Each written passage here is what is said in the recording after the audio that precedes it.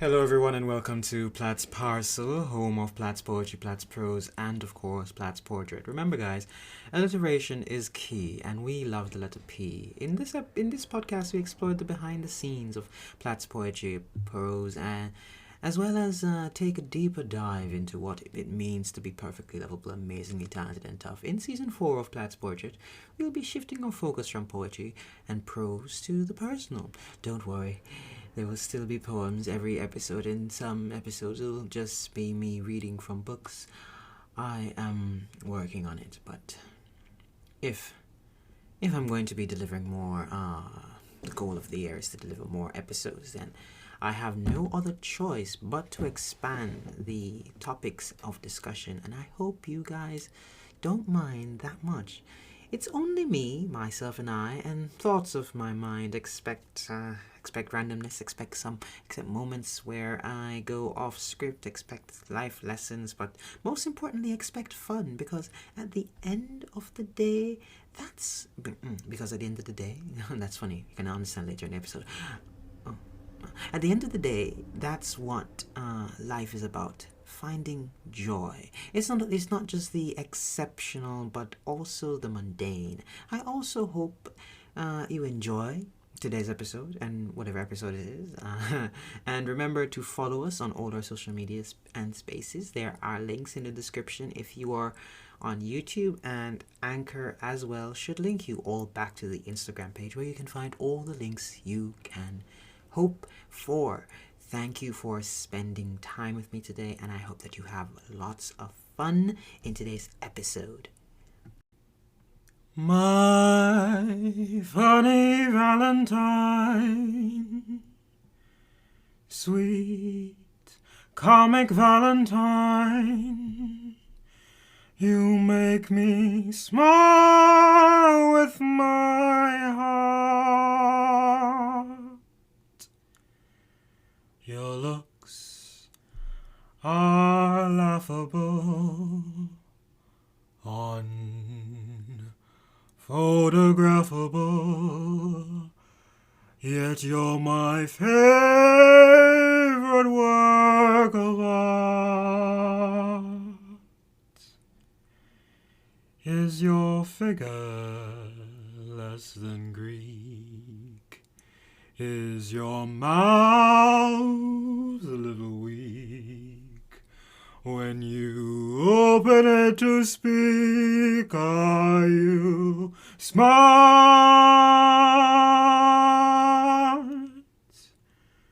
But don't change your hair for me. Not if you care for me. Stay, funny Valentine, stay. Each day is Valentine's Day. You know, that's one of my favorite love songs. Many will have mixed feelings about the song, as at face value, the words are quite horrific. Your looks are laughable and unphotographable can easily be interpreted as an insult. In a way, you'd be calling the person in question ugly. But like most things in writing, be it poetry or song, or novels, it's really about how one chooses to interpret the words before them. And or interpretations are often based on our lived experiences, which differ from each other sometimes minutely and sometimes drastically.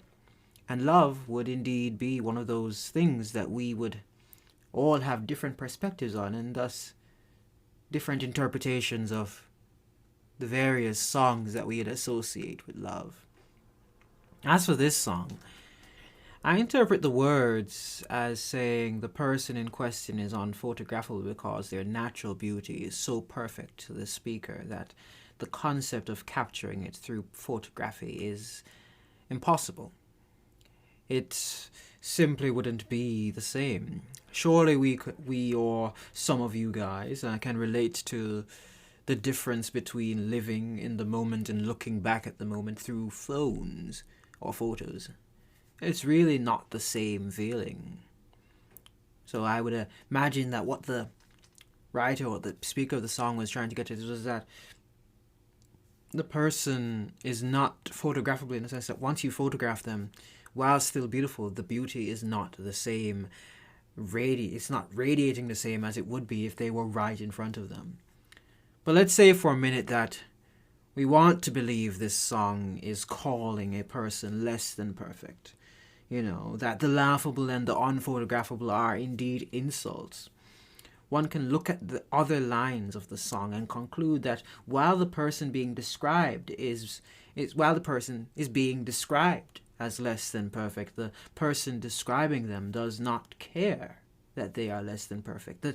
The person describing them loves them for all they are. They are, to the speaker of this song, a perfect work of art, or their favorite work of art, to be more specific.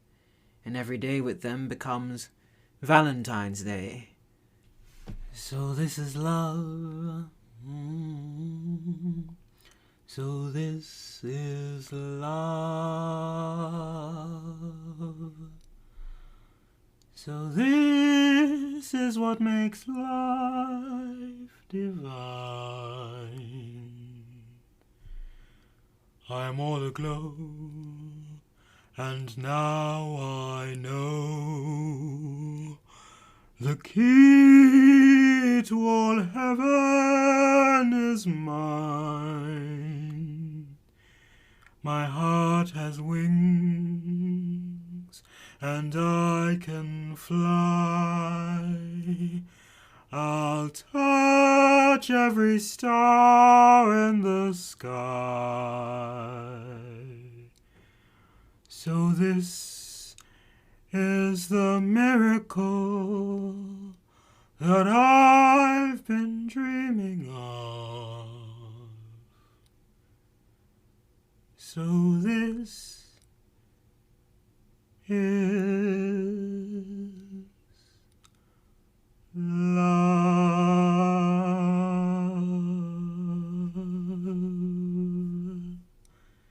That's also another favorite song of mine. It's rather lovely.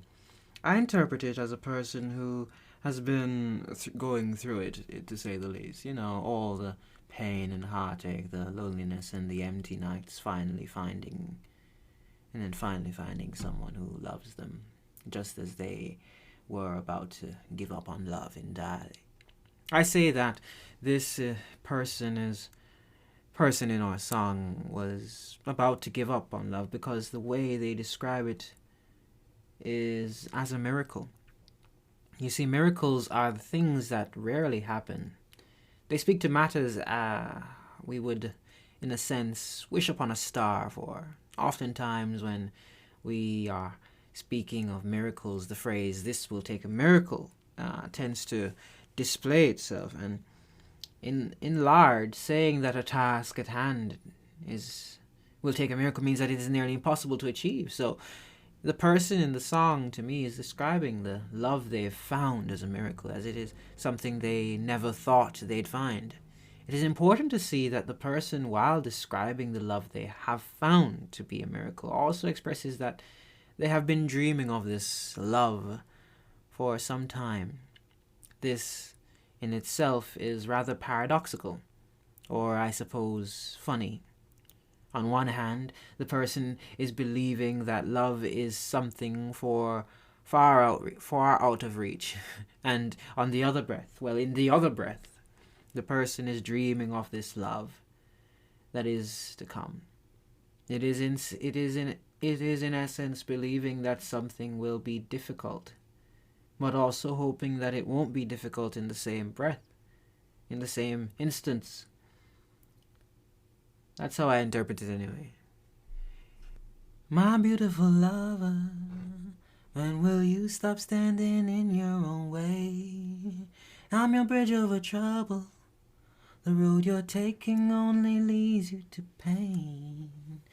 Oh, sometimes it's hard to see how simple it is until you love somebody like 1, 2, 3. Trust me, you haven't lived until you love somebody. How simple could be, how simple truly. Until you love somebody. That song above that I just sang terribly, like I did all the others, came up randomly a week or so ago, and it has slowly become one of my favorite songs.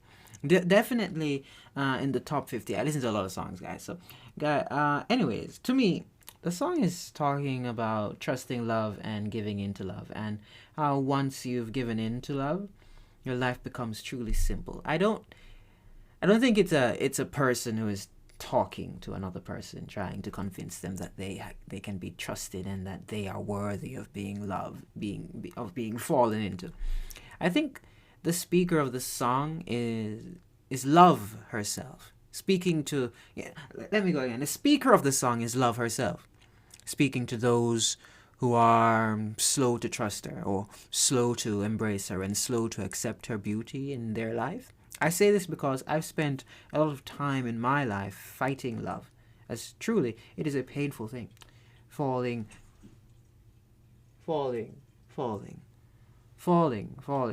without being caught. And often when a sensible person falls in love and ends up broken, they avoid love like a plague.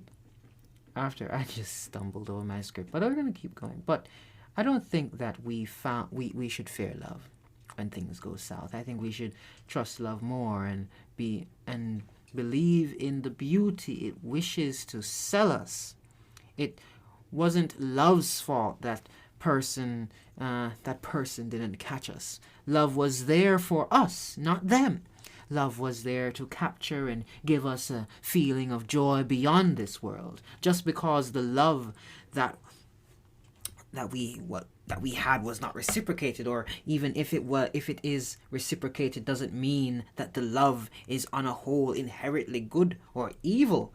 Ultimately, I find that life is simpler when I embrace the feeling of love, even in pain. Everything just becomes simple and beautiful when we look at life through rose-colored glasses.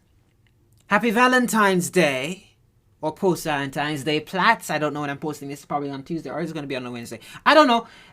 But yeah, welcome. I'm going to link those songs in the description of the YouTube video.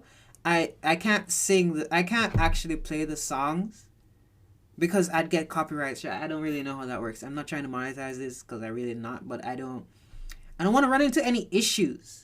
But anyway, welcome to another episode of Platt's Portrait. I know you probably got the greeting already in the intro section that was recorded like weeks ago, but let's do it again. Welcome to another episode of Platt's Portrait. This is episode 4. No, I think this is episode 4. I don't know. My script says episode 3. Wow, we're at episode 3. Episode 4 will be in March, I think, because I didn't update my calendar up there yet, so I don't know.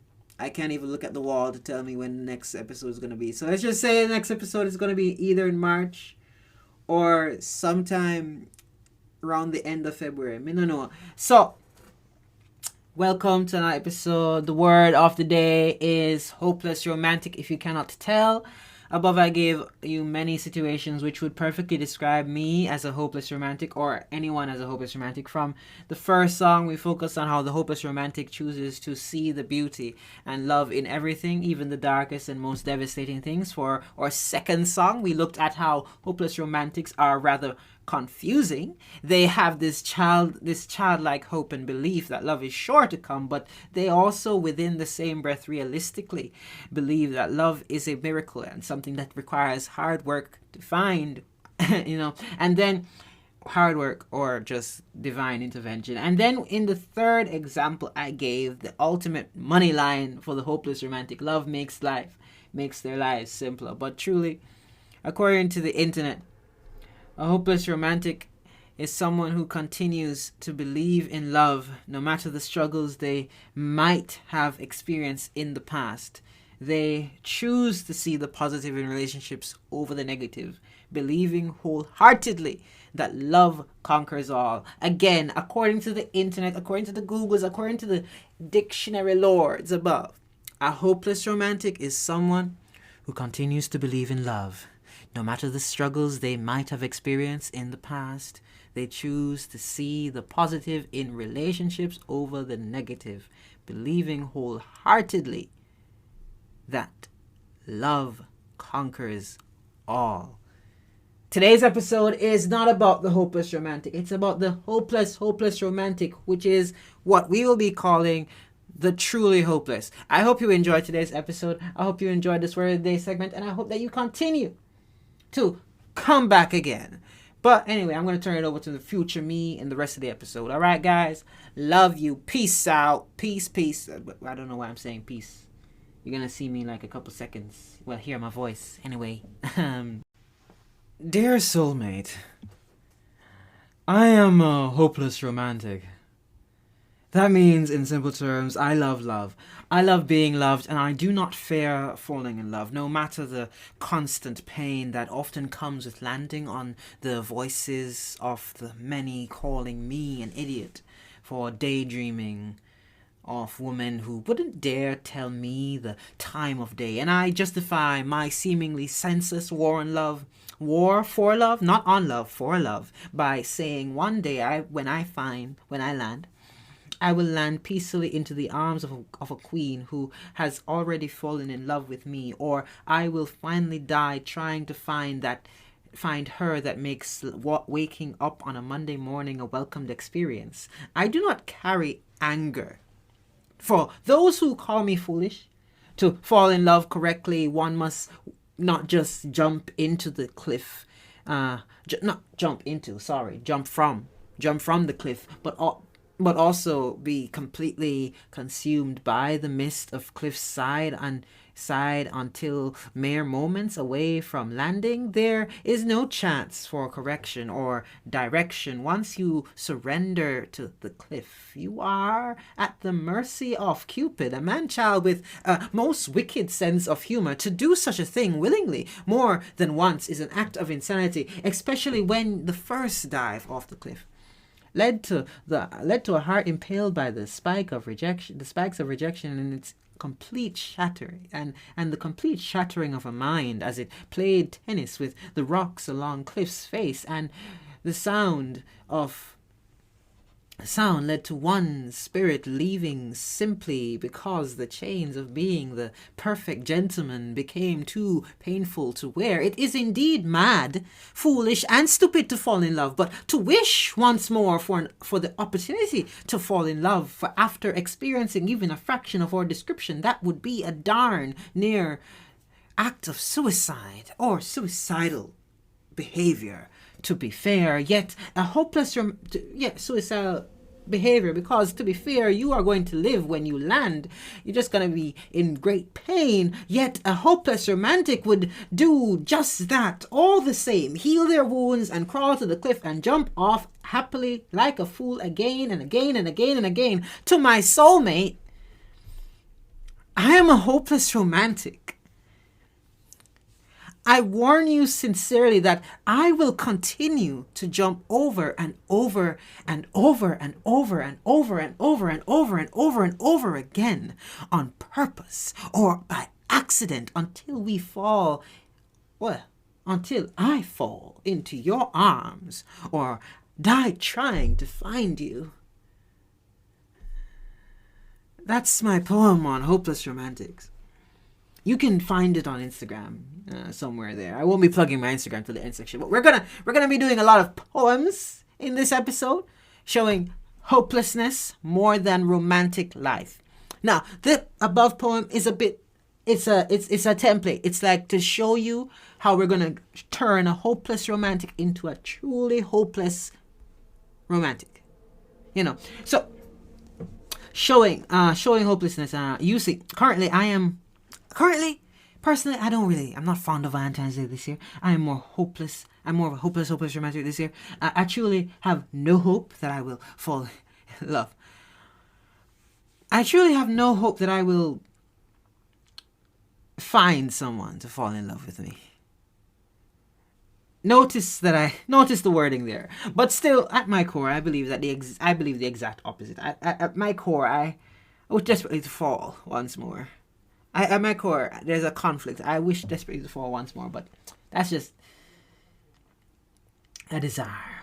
I doubt it. I'll actually do it. Not for a while. This is complicated, but you will understand at the end of the episode. Okay. Next poem on the block. If I'm being honest, it's really a song. So I'm gonna sing it. If you remember from previous episodes, you probably already heard it before, but I'm gonna read it first and I'm gonna sing it after. If I'm being honest. Oh gosh, wrong key. Give me a second, guys. If I'm being honest, from the moment I met you, I fell in love with you, baby. Though you broke your promise, if tomorrow I saw you, I'd run and kiss you. 'Cause if I'm being honest, I'm still in love with you, baby. Listen, alright. So, if I'm being honest, from the moment I met you, I fell in love with you, baby. I fell in love with you, baby. I fell in love. Sorry, I messed up. Okay, let's go again. Let's hydrate first. Hydration is key, guys.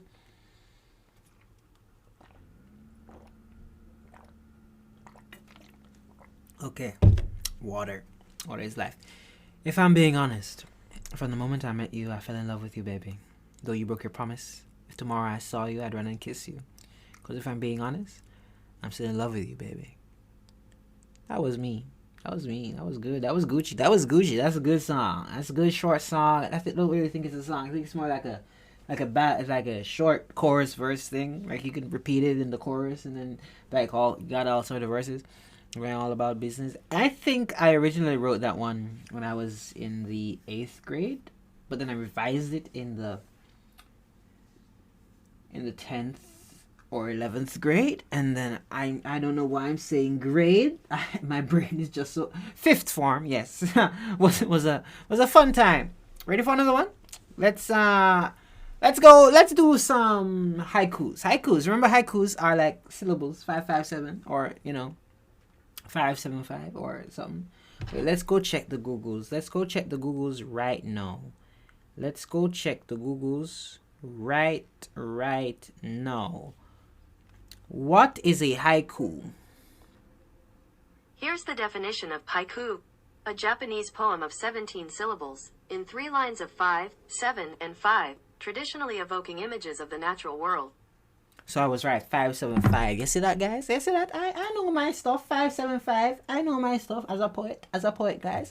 Anyway, these haikus are a part of a larger story. Because last year we did a bunch of narrative stories. We were telling lots of stories last year, so we did a bunch of haikus as a story.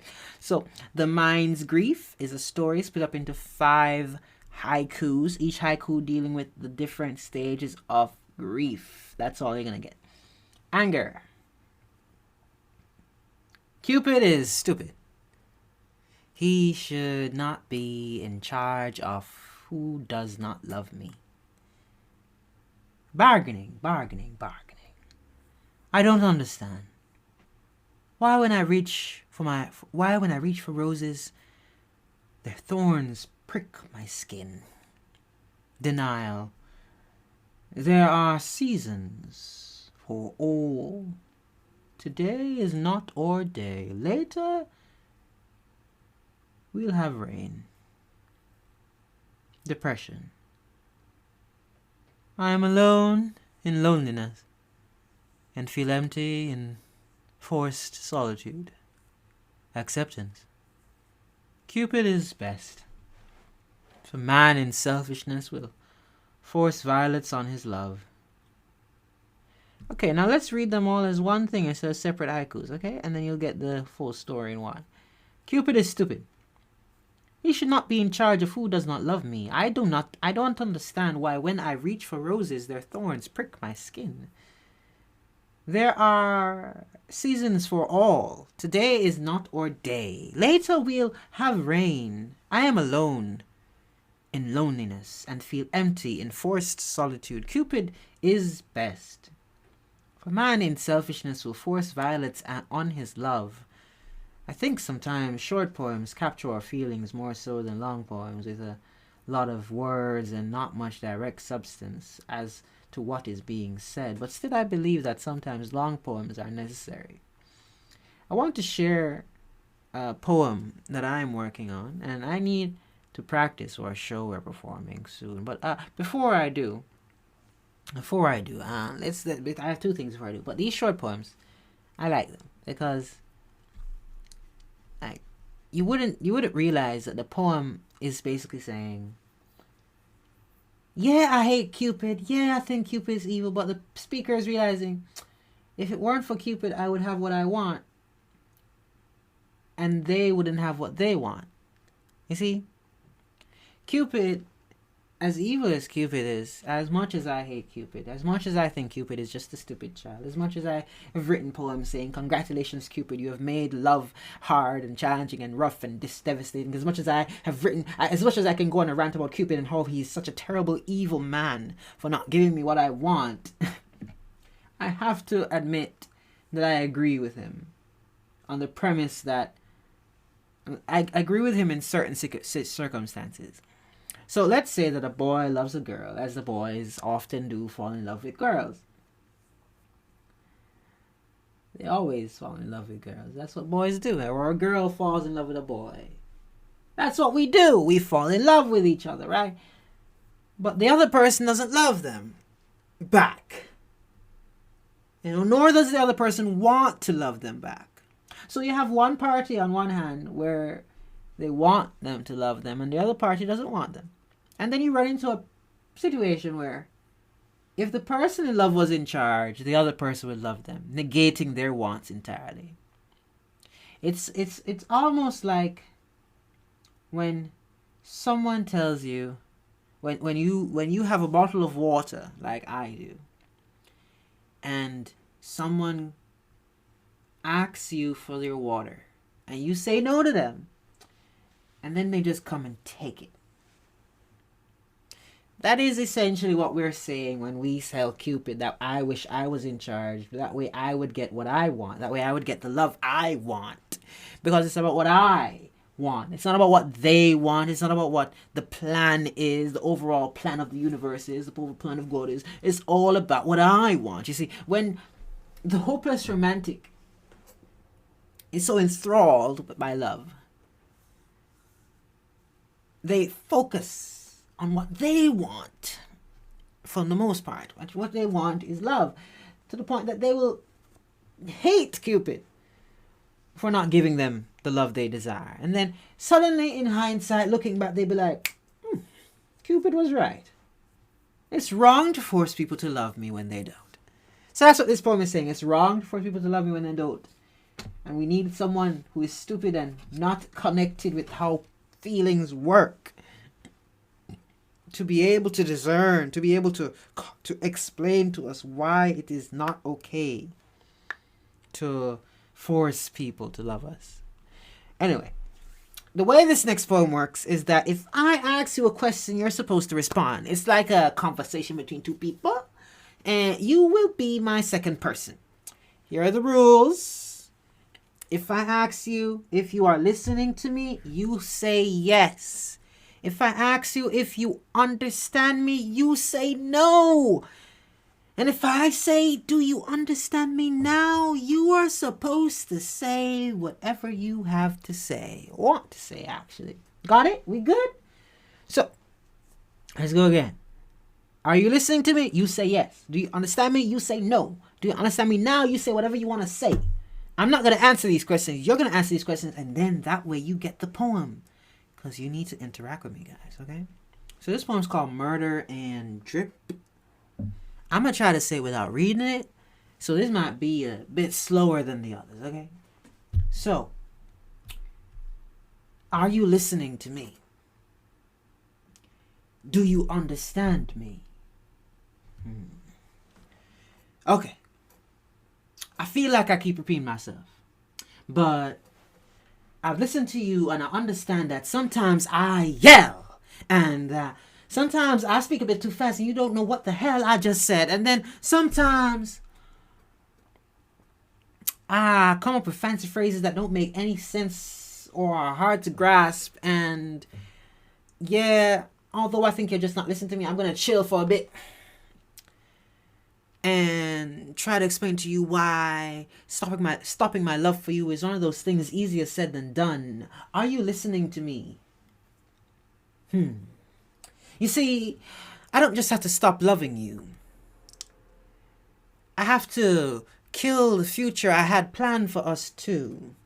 I have to, the long walks on the beach, the sun's sweet screech. You know that one that goes, if loving you is wrong. Anyway.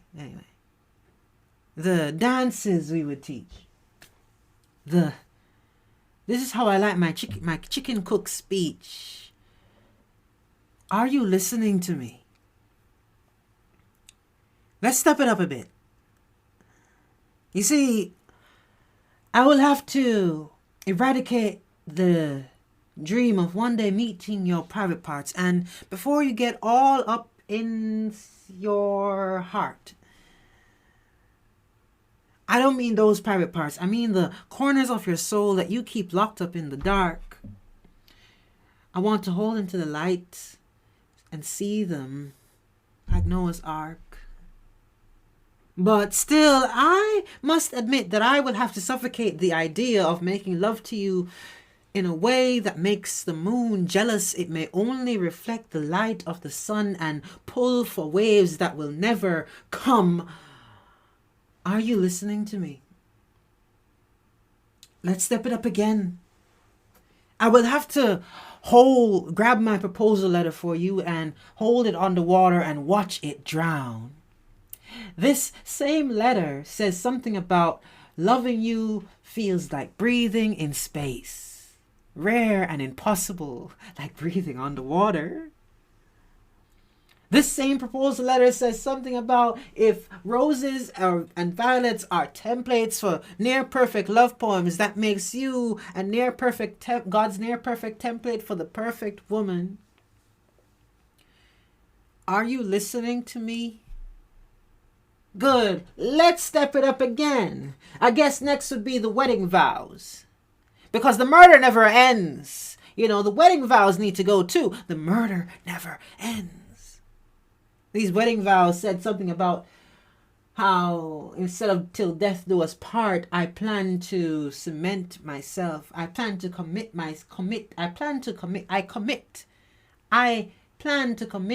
to the process of cementing myself into your heart. And instead of in good or bad times, because there is no such thing as good or bad times, I instead wrote something about how I want the love between us to be electric, eccentric, and exquisite, but also without limits. I know you've been listening to me, but do you understand? No, I see. That's on me. I guess I did just run through a bunch of fancy phrases. Like, why am I even singing? Why is the moon jealous of us? Why are roses and violets in this space? Why do I keep racing up the pace? And, why am I off topic and on some different case? Why are things electric, not without limit? Listen, that's the point. It's not that simple to stop loving you. It's at its most extreme is like pouring acid on our 2 children to save the world. the children that could have been. And the messed up part is that I would indeed save the world for you. Because I truly do love you. And that's the problem. My love for you. And that's the problem. My love for you. The way I feel for you is different from how I felt before. It's ethereal. It's beyond poetry.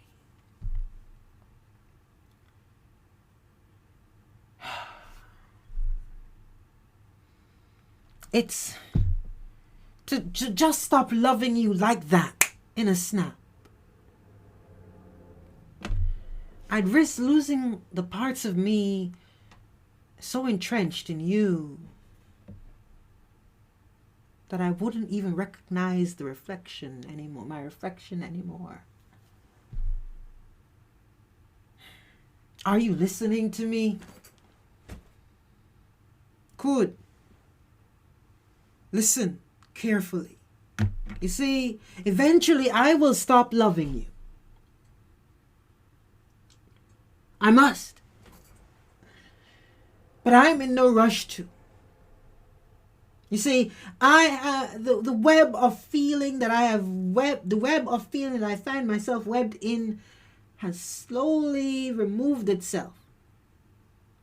And this last part requires a steady blade along the wrist. And I need to be careful, because if I move too fast, I risk a drip, drip, drip. Are you listening to me? Do you understand me now? Wow, I just did that poem without even looking. For most of it, anyway. The problem with being a hopeless romantic is not the fact of falling in love. It is in the fact of falling out of love. We fall so deeply in love to escape from it, to move on. For some of us, takes long hours of contemplation, hours of pain, days, years even. There is great pain there is great pain in someone breaking your heart. But more often than not, the hopeless romantic, to save themselves from the love they have for someone else, must break their own heart. And while one might argue that breaking your own heart is better than having it broken by someone else, I warn that it is still the most agonizing experience that requires steady, slow hands along the wrist as you cut the web of love away. And then, once you've freed yourself, once the pain is gone, you end up thinking about them every day for a while, wondering what could have been. And then magically one day, be it a miracle, you fall in love again, and life becomes oh so simple as it must be. And it's when you believe the miracle is coming, but have no hope that it will come, that you assume the role of a truly hopeless individual. Last poem of this episode is Truly Hopeless. I hope you like it. I wish desperately to fall in love again. As much as I write that landing is hell best described by the sound of silent screams, landing is but the end of a blissful dream. Well, sorry, beautiful dream. Silent screams are the loudest screams. It is when your heart is on fire, and in trying to extinguish the blaze, your wings burn, your spirit's wings burn off, and your mind falls to carbon monoxide poisoning. It is going insane while sane.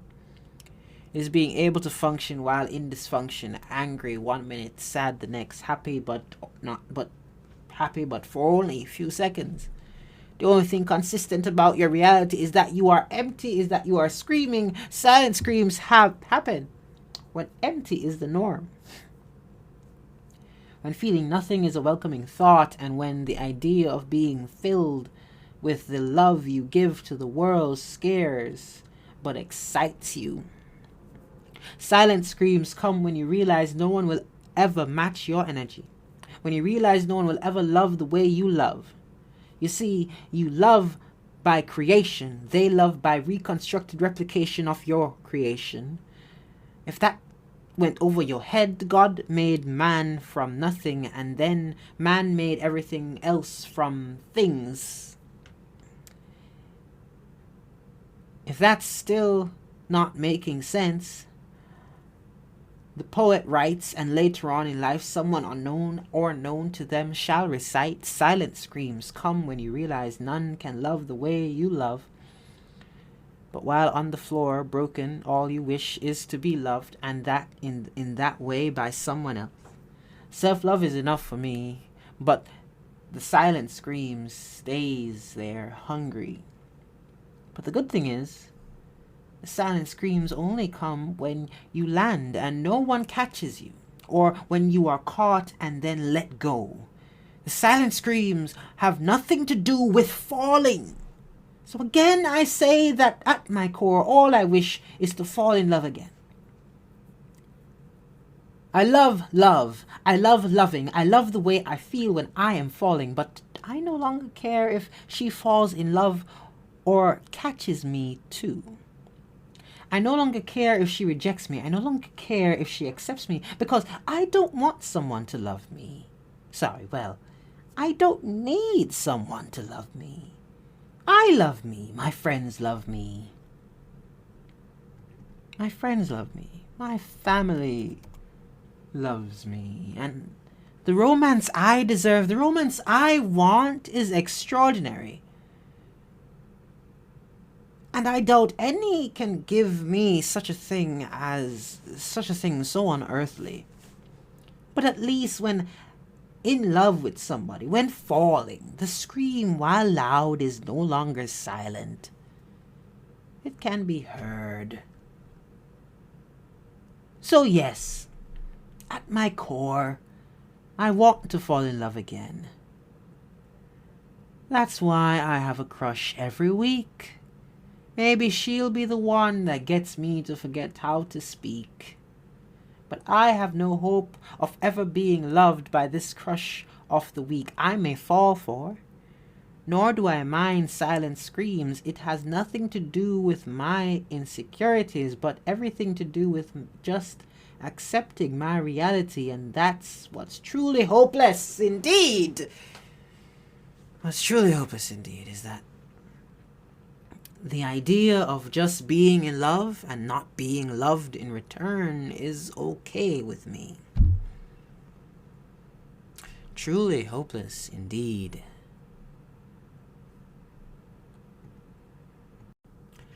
I do hope you guys enjoyed today's episode, Truly Hopeless, and I do hope you learned some new songs, enjoyed our Word of the Day segment. Now, enjoy the Word of the Day segment as well, because I was singing. I'm a good singer, guys. I sing better in real life, to be honest. I sing better in real life. Now, remember, guys, if you have someone, every day is Valentine's Day, and every day is an opportunity to love them. So send a happy text or buy them chocolates. Do not hesitate to love others. The world needs love. Next time we're going to talk about book stuff, and I will try my best to not mention the word love again for the next 2 episodes. I will really try my best, because honestly, it's been a lot of lovey-dovey stuff going on here, and I'm not really that lovey-dovey at the moment. So I'm also it's terrible. Anyway.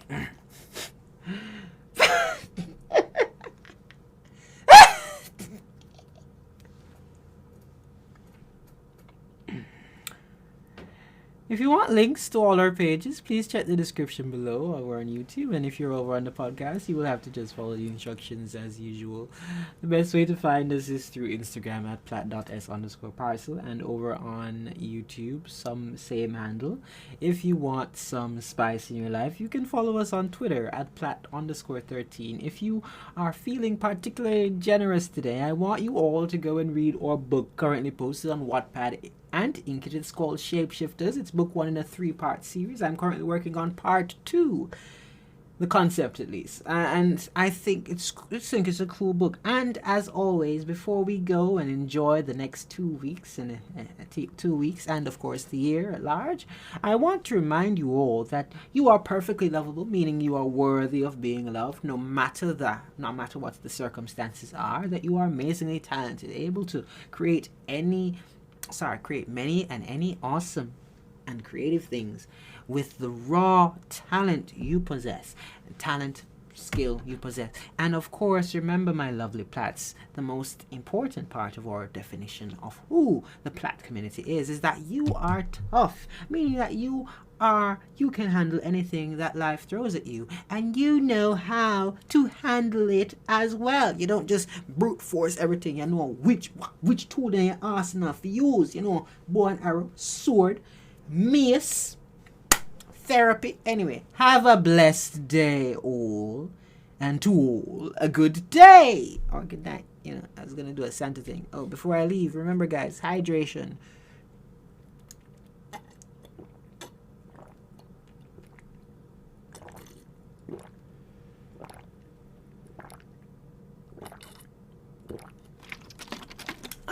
Yes, ASMR then. If you were here to the end, type in ASMR water. Anyway, bye guys.